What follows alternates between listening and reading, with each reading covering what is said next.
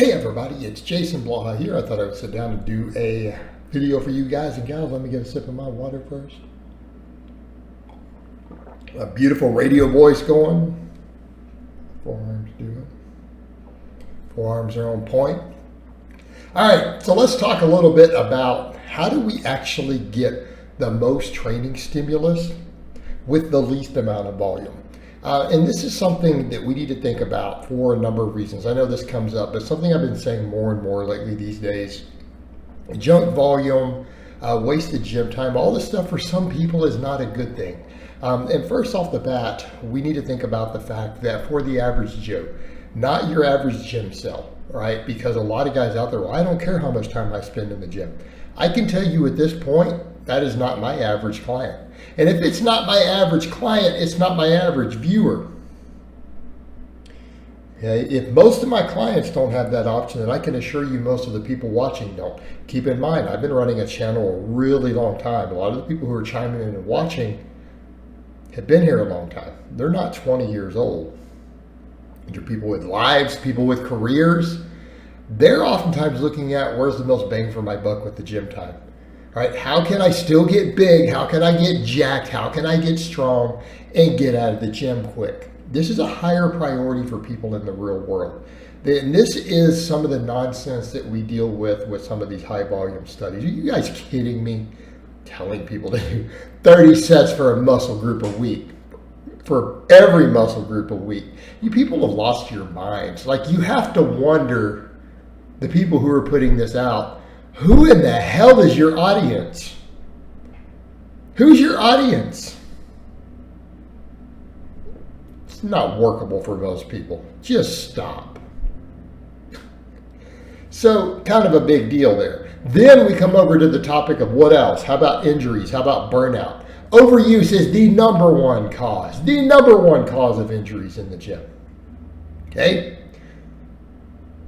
It's a big deal. Junk volume becomes a problem here. How about burnout? When people get in and believe that if they have to do this sort of volume, what do you think happens? They burn out easier, and when they burn out, they go, well, since I can't do the volumes I need to do, sometimes they start not even wanting to go to the gym. They get demotivated. And what I'm telling people, it's not necessary to do that. You'd be shocked how little volumes you can get away with and still make gains. It's not my opinion. This is what the research shows. This is what other people's real world example shows, what plenty of coaches show. I'm not saying you might not gain 1% more by tripling your gym time. You might. But, is the milk worth the squeeze? I don't think that's how the expression goes, but it's close enough for our purposes.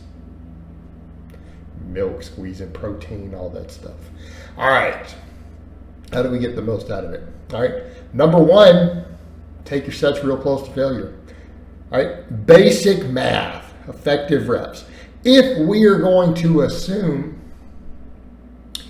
that effective rep theory is even loosely true, the last 5 reps before you hit failure where you get the most muscle growth. And in theory, each rep as you get closer to failure may be worth a little more than the rep before because it in theory has a better training stimulus.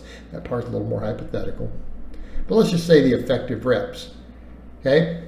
You do 3 sets to 0 reps in reserve or to failure. We'll count them as more or less the same thing because the failed rep still doesn't count, right? It's not an effective rep. You missed the rep. You weren't able to recruit the highest threshold motor units, and so you failed the rep. Makes sense if it's rep work. All right, 3 sets of that. What do you got? 15 effective reps. If you're stopping 3 reps from failure, you're only getting 2 effective reps. You got to do 7 or 8 sets to get the same training stimulus you got from the 3. All right, well, there's a good way. Even the other, what if you're two reps in the reserve? Because that's considered a good spot for a lot of people. That's only 3. You still got to do more sets. You got to do at least 5 sets to get the same training stimulus. Okay, kind of a big deal. All right, let's talk about rep ranges. Talk about rep ranges. You guys don't know what I'm about to say. If only the last 5 reps get you there, then maybe you should do at least 5 reps. Okay? I think you probably shouldn't be doing a lot of doubles and triples. Not effective use of your time if you're trying to get the most out of the least volume. 5 rep sets. Okay. Also, you need to keep the reps moderately low. You don't want to be doing a bunch of 20 rep sets. You're trying to get the total training volume reasonable. You know, I would say for most people, keep most of your work around 5 to 12 reps. I'm not saying you can't do a little bit of high rep stuff on some of your smaller lifts if you need to, go ahead. But probably closer to 5 to 12. Probably a good idea. If we're trying to gain as much muscle as possible. All right, what else? So we've covered intensity, we've covered rep range, but exercise selection. All right, we know based upon the data that we have, and bodybuilders figured this out decades ago. It's not like you didn't see it in the bodybuilding world already. Yeah, we should probably hit muscles from different angles. That's a good idea. If you're gonna do the same amount of volume, the data generally shows you gain slightly more muscle if you do more than one exercise. So what have I said for years? What's the best exercise for any given muscle? To do 2 different really good ones. So if you're only going to do X number of sets, let's call it 6 sets, you should probably divide that up over 2 or 3 exercises. Shouldn't necessarily come and say, I'm going to do 6 sets of flat bench. No, maybe you should do 6 sets of total pressing. 3 of it could be 3 incline, 3 of it could be flat bench. Or what did I do this week? 2 sets of flat bench, 2 sets of incline, 2 sets of dumbbell flies for my pecs. What did I do for my back? 2 sets of weighted pull-ups, 2 sets of barbell rows, 2 sets of dumbbell rows. We worked multiple muscle angles. You could even consider some in isolation at that point too. Compound and isolation. Give enough varied training stimulus that we're making sure we're working the different regions of the muscle. If we start counting total sets done, if we do these things, we're going to stimulate the most muscle growth for the same amount of volume, right? Same amount of volume.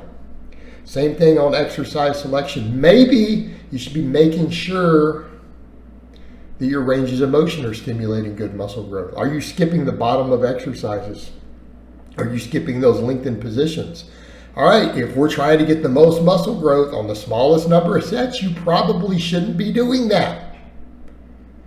You should be getting muscles into the lengthened position no matter what. Not saying everything has to be extreme ranges of motion, but you need to be in those lengthened positions. In other words, you're benching, maybe do it more flat back, or then consider dumbbells. But if you use dumbbells, you better be going all the way down, or dumbbells are a waste of time, right? They're not doing as much for you. Get those into those bottom stretch positions. Use reasonably good form, right? There's your keys to doing it and making it work.